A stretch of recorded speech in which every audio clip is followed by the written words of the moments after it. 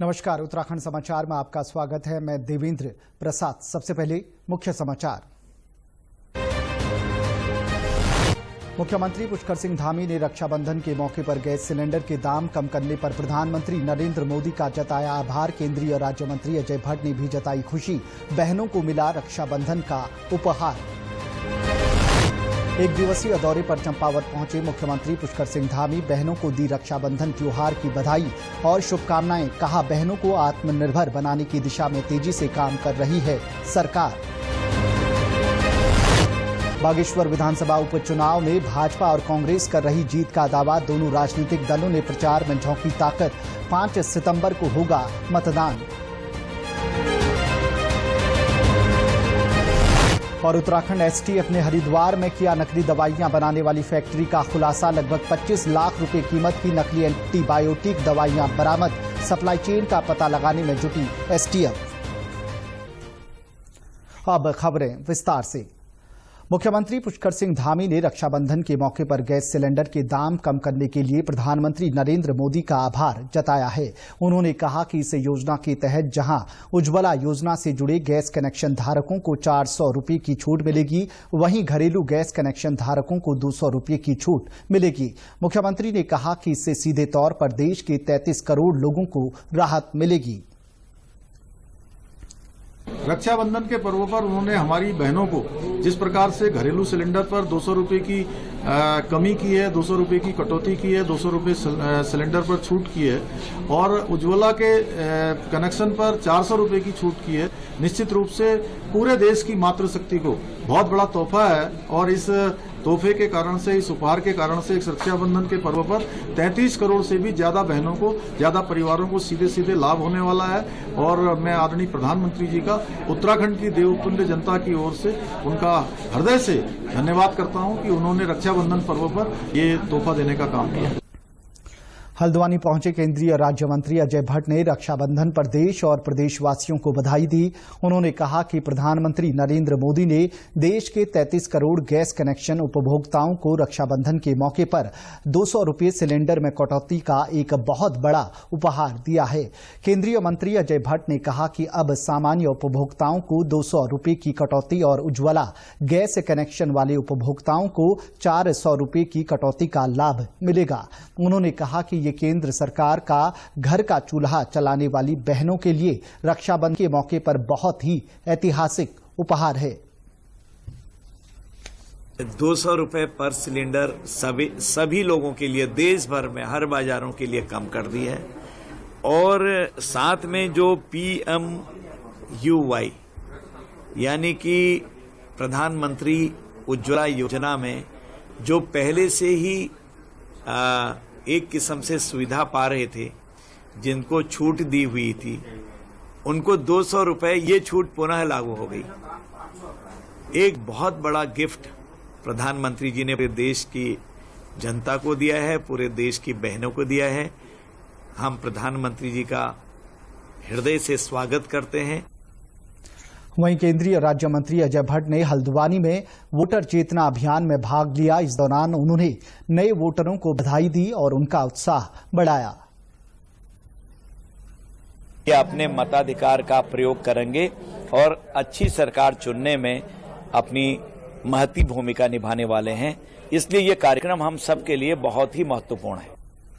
वहीं उज्ज्वला योजना के तहत मिलने वाले सिलेंडरों के दामों में 200 रुपये की सब्सिडी मिलने पर लाभार्थी बेहद खुश हैं। उन्होंने इसके लिए प्रधानमंत्री नरेंद्र मोदी को धन्यवाद कहा है। उनका कहना है कि इससे गरीबों को बड़ी राहत मिली है। माननीय प्रधानमंत्री आदरणीय श्री नरेंद्र मोदी जी, हम आपका कोटि कोटि धन्यवाद करते हैं कि आप हम बहनों के भविष्य के लिए हमेशा अच्छा सोचते हो। और आपने पहले भी हमें उज्ज्वला गैस कनेक्शन फ्री दिया और अब रक्षाबंधन के शुभ अवसर पर बहनों को उपहार स्वरूप 400 रुपये की सब्सिडी दी है, जिसके लिए हम सभी बहनें बहुत खुश हैं। और लाभार्थी महिलाओं का कहना है कि प्रधानमंत्री ने पहले उज्ज्वला योजना का लाभ दिया और अब सिलेंडर पर 400 रुपये की सब्सिडी देकर बड़ी राहत दी है। आदरणीय प्रधानमंत्री जी को हमारा नमस्कार।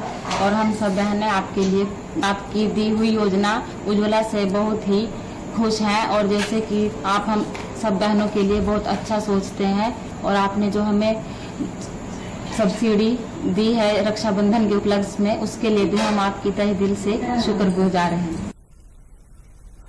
मुख्यमंत्री पुष्कर सिंह धामी अपने एक दिवसीय दौरे पर चंपावत पहुंचे। इस दौरान उन्होंने चंपावत विधानसभा के लधौली, दुबाचोड़ और टनकपुर में रक्षाबंधन कार्यक्रम और जन मिलन कार्यक्रमों में प्रतिभाग किया। कार्यक्रम के दौरान विभिन्न स्थानों से आई महिलाओं ने मुख्यमंत्री पुष्कर सिंह धामी से मुलाकात की। इस दौरान महिलाओं ने मुख्यमंत्री को रक्षा सूत्र भेंट किया। मुख्यमंत्री ने महिलाओं को रक्षाबंधन की शुभकामनाएं देते हुए कहा कि रक्षाबंधन भाई बहन के पवित्र बंधन का त्योहार है। मुख्यमंत्री ने कहा कि आज हमारी मातृशक्ति ने अपने कार्यों और आत्मविश्वास से स्वयं को आत्मनिर्भर बनाने का प्रयास किया है। उन्होंने कहा कि राज्य में महिला स्वयं सहायता समूह बहुत सराहनीय कार्य कर रहे हैं। मुख्यमंत्री ने कहा कि प्रदेश में महिलाओं को आर्थिक रूप से सशक्त बनाने के लिए महिला स्वयं सहायता समूहों को 5 लाख रुपए तक का ब्याज मुक्त ऋण दिया जा रहा है। राज्य में महिला सशक्त बहना उत्सव योजना की शुरुआत की गई है।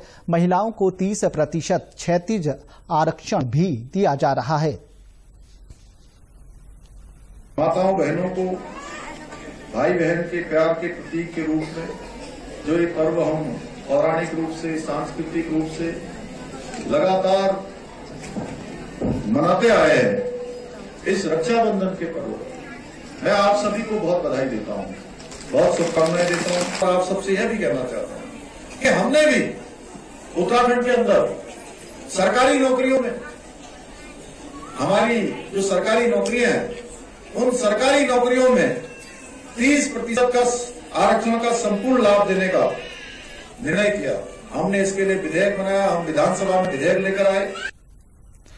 बागेश्वर उपचुनाव पर बोलते हुए मुख्यमंत्री ने कहा कि जिस प्रकार चंपावत की जनता ने उनको रिकॉर्ड मतों से अपना प्रतिनिधि चुना था, उसी तरह बागेश्वर की जनता भी भाजपा को रिकॉर्ड मतों से जिताने का काम करेगी।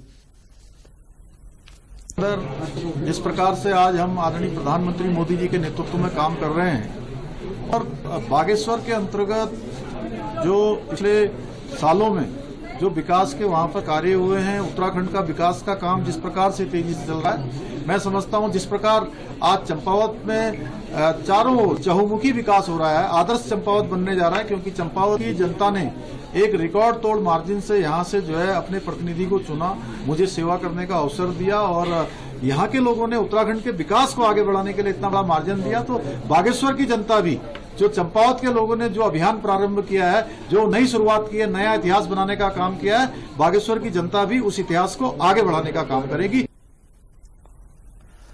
बागेश्वर में होने वाले उपचुनाव के लिए 5 सितंबर को मतदान होगा। वहीं बागेश्वर विधानसभा के उपचुनाव की तारीख जैसे जैसे नजदीक आ रही है, भारतीय जनता पार्टी के साथ ही कांग्रेस ने अपना प्रचार अभियान तेज कर दिया है। दोनों पार्टियों के स्टार प्रचारकों का जमवाड़ा बागेश्वर में लगा हुआ है। दोनों ही दलों के नेता जनता के बीच जाकर अपनी बातें रख रहे हैं। कैबिनेट मंत्री चंदन राम दास के निधन से खाली हुई बागेश्वर विधानसभा सीट को भाजपा हर हाल में वापस पाना चाहती है। पार्टी ने उनकी पत्नी पार्वती दास को ही चुनावी मैदान में उतारा है। चुनाव प्रचार करने पहुंचे कैबिनेट मंत्री सतपाल महाराज ने नगर में रोड शो के जरिए जनता से संपर्क साधा। उन्होंने कहा कि बागेश्वर का विकास भाजपा ही कर सकती है। कांग्रेस चुनाव में जनता को बरगलाने की कोशिश कर रही है, जनता को इससे सचेत रहना चाहिए। उन्होंने कहा कि दिवंगत मंत्री चंदन राम दास ने बागेश्वर के विकास के लिए क्षेत्र में महत्वपूर्ण कार्य किए हैं। यहाँ पर हमारी पदयात्रा थी और हमने जनता से समर्थन मांगा। अच्छा समर्थन मिल रहा है और जो विकास के काम है, जिसमें हमारी जल जीवन मिशन की योजना है, घर घर पानी पहुंचाने की योजना है, और यहाँ पर बागेश्वर में जो है सिवेज सिस्टम की योजना है, ये सब सरकार पूरा करेगी। और निश्चित रूप में सबसे आग्रह है कि विकास में आगे गति देने के लिए पार्वती दास को यहाँ से विजय बनाइए। चंदन राम दास जी ने इस क्षेत्र में बहुत काम किया, बार वो जीतते रहे, लोकप्रिय नेता थे। आज उनकी पत्नी खड़ी है, अर्धांगिनी खड़ी है, उसको विजय बना करके हम विकास को गति दें, यही सबसे प्रार्थना है। वहीं भारतीय जनता पार्टी के चुनाव अभियान को देखते हुए विपक्षी कांग्रेस पार्टी ने भी चुनाव प्रचार में अपनी पूरी ताकत झोंक दी है। बागेश्वर की सुरक्षित विधानसभा सीट लंबे समय से कांग्रेस के लिए अविजित रही है। कांग्रेस के स्टार प्रचारक बागेश्वर विधानसभा क्षेत्र में लगातार जनसंपर्क कर रहे हैं। पूर्व मुख्यमंत्री हरीश रावत भी बागेश्वर पहुंचे। उन्होंने गरुड़ क्षेत्र में कई जगहों पर जनसंपर्क कर कांग्रेस प्रत्याशी को जिताने की अपील की। वहीं कांग्रेस प्रत्याशी बसंत कुमार जनता के बीच पहुंचकर अपनी बात रख रहे हैं। जनता ने मन बना लिया है। हमारी जो समाज में जो हमने लोगों को कमा रखा है, जो इंसानियत, मानवता और भाईचारे को बो रखा है, प्रत्येक वर्ग, प्रत्येक संप्रदाय, प्रत्येक व्यक्ति के साथ जो हमारे संबंध हैं, डायरेक्ट रूप से जो हम जुड़े हैं, और कांग्रेस का जो बृहद वोट बैंक बागेश्वर विधानसभा के अंदर है, आपको अब हमें पीछे कर पाना संभव नहीं है। उत्तराखंड पुलिस की स्पेशल टास्क फोर्स एसटीएफ ने हरिद्वार के गंगनहर कोतवाली क्षेत्र के मतलबपुर गांव में नकली दवा फैक्ट्री का खुलासा किया है। एसटीएफ ने यहां से करीब 25 लाख रुपए कीमत की नकली एंटीबायोटिक दवाइयां और 25 लाख रुपए की दवाइयां बनाने के लिए इस्तेमाल किए जा रहे कच्चे माल की खेप को बरामद किया है। इस दौरान मौके से एक आरोपी को गिरफ्तार किया है, जो मतलबपुर गांव का ही रहने वाला है।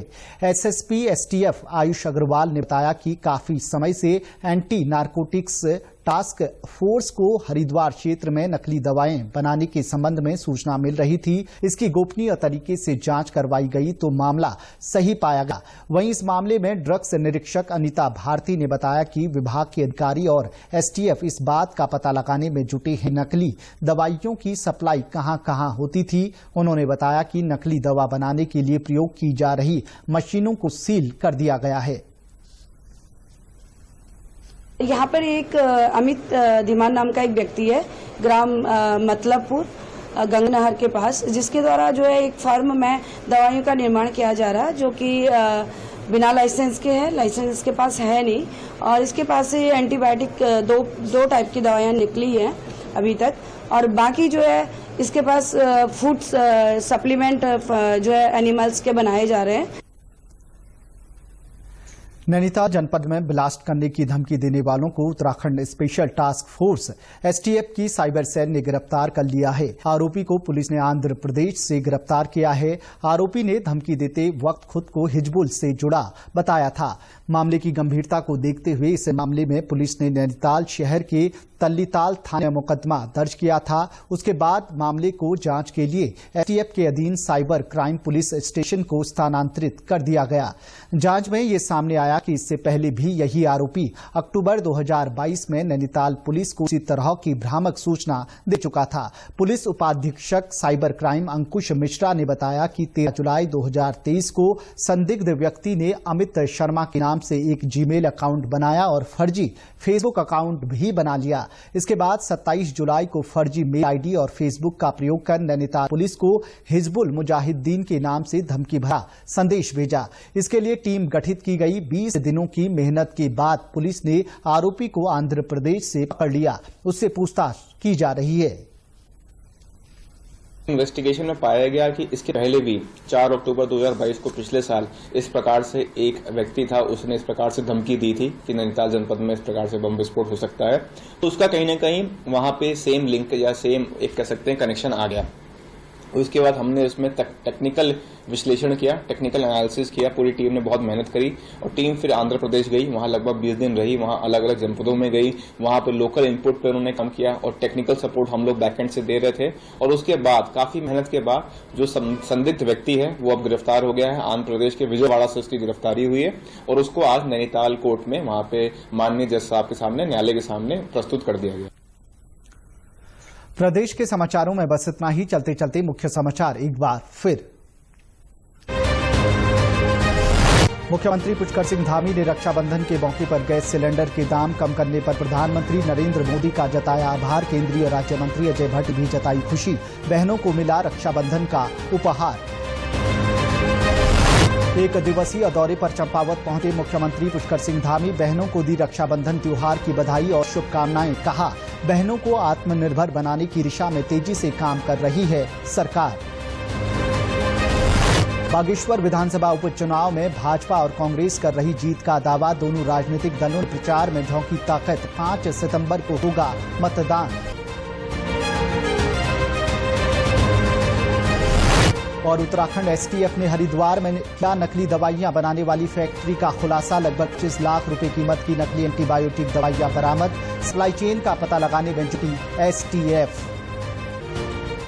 प्रदेश से जुड़ी अपडेट्स के लिए आप हमसे सोशल मीडिया के माध्यम से भी जुड़ सकते हैं। हमारा ट्विटर हैंडल है DD News_देहरादून। हमारा फेसबुक पेज है DD News उत्तराखंड और हमारे YouTube channel DD News Uttarakhand को भी आप सब्सक्राइब कर सकते हैं। नमस्कार।